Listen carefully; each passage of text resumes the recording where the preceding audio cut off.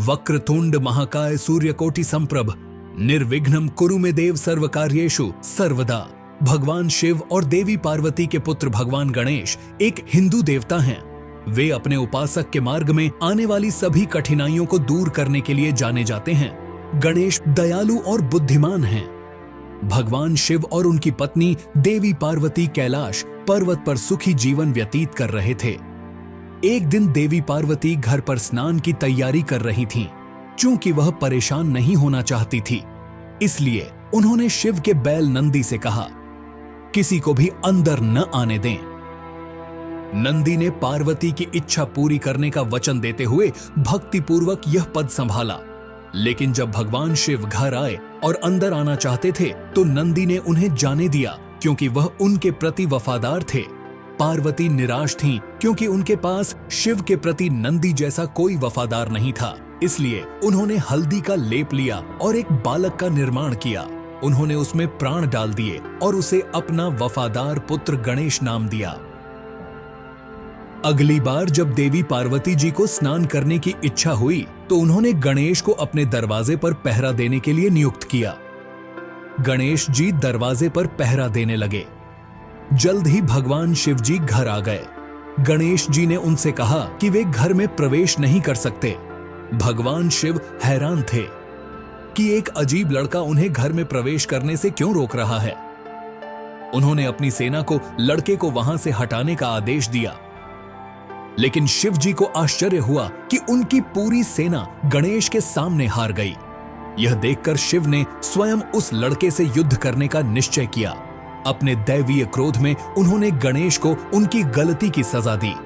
बालक का हठ देखकर भगवान शंकर क्रोधित हो गए। तब भगवान शिव ने उस बालक का सिर धड़ से अलग कर दिया और अंदर चले गए। यह देखकर पार्वती बहुत हैरान रह गईं।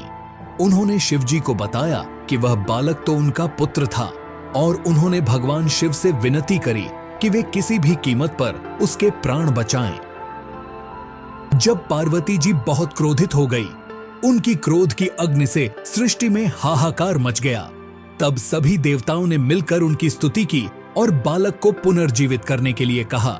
उसके बाद मां पार्वती के हाहाकार को शांत करते हुए भगवान शिव जी ने अपने सहायकों को आज्ञा दी कि वे जाएं और कहीं से भी कोई ऐसा मस्तक लेकर आएं जो उत्तर दिशा की ओर मुंह करके सो रहा हो। तब शिव जी के सहायक एक हाथी का सिर लेकर आए, जिसे शिव जी ने उस बालक के धड़ से जोड़ दिया और इस तरह भगवान गणेश का जन्म हुआ। गणेश जी को सभी देवताओं से वरदान भी मिले। उनको प्रथम पूज्य का वरदान मिला, इसीलिए सर्वप्रथम गणेश की पूजा होती है। गणेश जी को सिंदूर और दूब चढ़ाने से विशेष फल मिलता है। इसके अतिरिक्त उन्हें गुड़ के मोदक और बूंदी के लड्डू भी प्रिय है। शुभारंभ से पहले भगवान श्री गणेश की आराधना वंदना की जाती है। ऐसी मान्यता है कि भगवान श्री गणेश की प्रथम आराधना के बिना कोई भी पूजा सफल नहीं हो सकती। ऐसे में सभी देवी देवताओं के पूजन से पहले भगवान श्री गणेश का पूजन किया जाता है। वही प्रथम पूज्य भगवान हैं। भगवान श्री गणेश जी की पूजा आराधना से सभी कष्ट दूर हो जाते हैं। एक बार देवताओं ने देवाधिदेव महादेव से पूछा कि प्रभु, आप तो परमपिता परमेश्वर हैं, सर्वज्ञ हैं, फिर भी सब कुछ जानते हुए भी आपने अपने ही पुत्र का शीश क्यों काट दिया? प्रभु ने जवाब देते हुए कहा कि गणेश जी का जन्म माता पार्वती के शरीर के मैल से हुआ है, जो कि एक त्यक्त पदार्थ है और शरीर की अशुद्धियों का परिचायक है।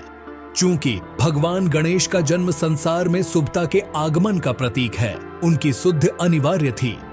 इसलिए महादेव ने गणेश जी का शीश काट दिया और हाथी का सर जोड़ दिए। इस प्रकार प्रभु गणेश के जन्म का उद्देश्य भी पूर्ण हो गया और संसार को शुभता के प्रतीक, सभी सिद्धियों के दाता भगवान गणेश मिल गए।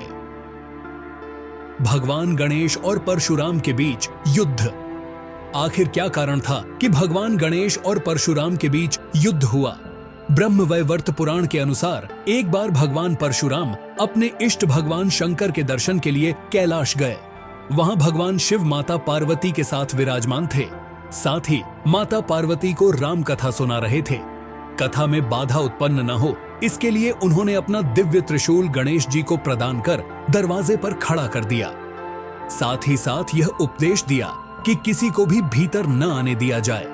परशुराम भगवान कैलाश पहुंचकर सीधे भगवान शंकर के दर्शन के लिए सीधे कैलाश द्वार में प्रवेश करने लगे।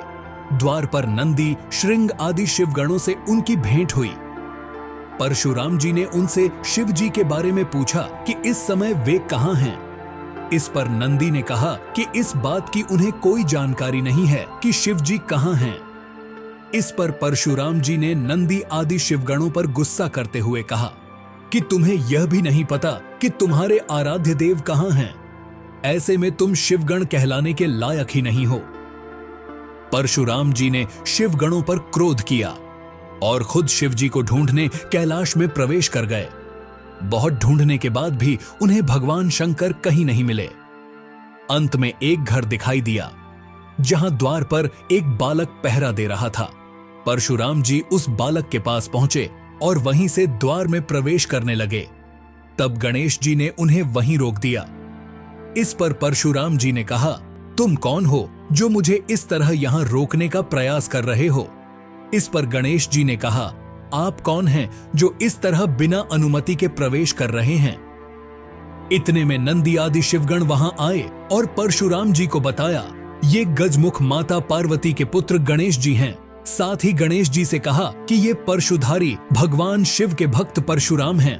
परशुराम जी ने कहा कि ये विचित्र बालक जिसका मुंह गज का है और बाकी का शरीर इंसान का, कैसे माता पार्वती का पुत्र हो सकता है?